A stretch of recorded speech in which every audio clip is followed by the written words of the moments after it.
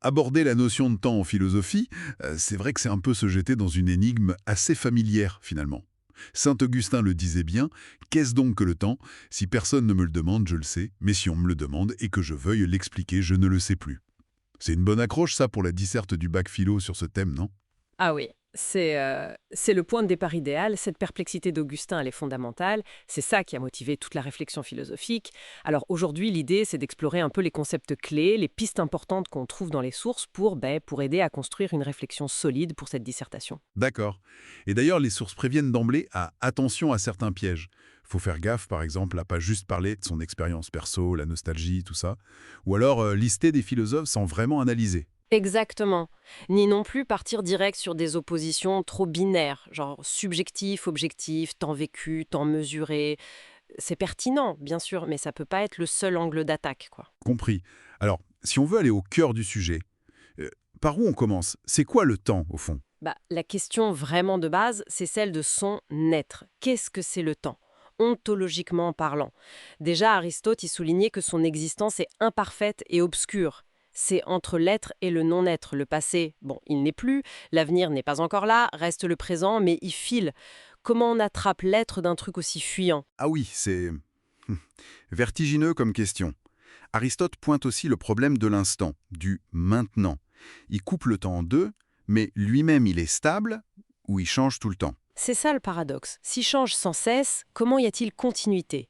Mais s'il reste le même, bah, comment le temps peut-il passer? C'est une aporie.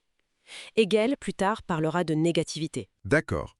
Et face à cette difficulté, comment on a essayé de s'en sortir? Alors, une piste majeure, ça a été de regarder du côté de l'expérience vécue, de la conscience. Saint Augustin, encore lui, propose son fameux triple présent. C'est pas trois temps séparés, attention, mais plutôt trois dimensions dans l'esprit.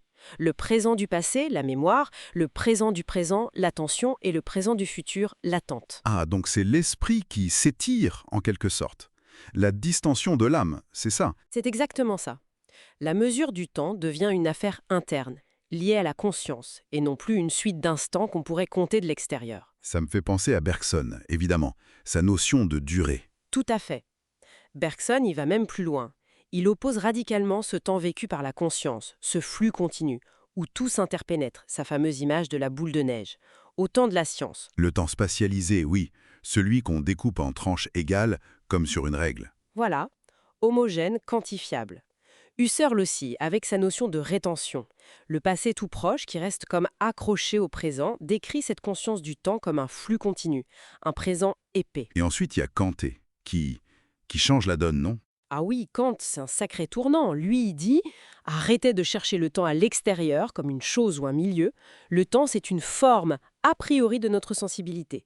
La forme du sens interne, dit-il. En gros, c'est une structure de notre esprit. Une sorte de grille de lecture indispensable pour organiser nos expériences. C'est ça, une condition nécessaire pour qu'on puisse ordonner tout ce qu'on perçoit, que ce soit nos pensées ou les choses extérieures.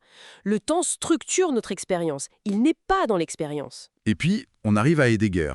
Là, ça devient encore plus existentiel, j'ai l'impression. Carrément. Pour Heidegger, le temps, la temporalité authentique, c'est pas juste comment on perçoit, c'est la structure même de notre être-là, du Dasein.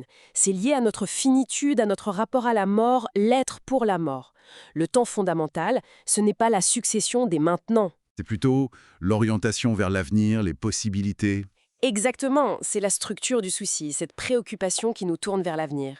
Il oppose ça au temps vulgaire, celui de la montre, des occupations quotidiennes.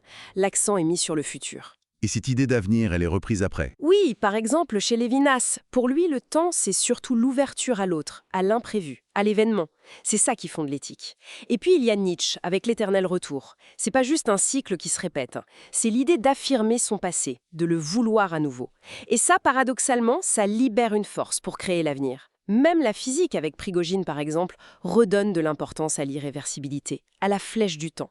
Ça nous rappelle qu'on est inscrit dans ce flux. Bon, si on résume, pour la dissertation, Ouais. le temps, c'est vraiment multiple. Mhm. Il y a le paradoxe de son être, chez Aristote, le vécu comme durée chez Bergson ou Husserl, la structure de notre pensée chez Kant, et puis la dimension de notre existence finie, tournée vers l'avenir, avec Heidegger ou Lévinas.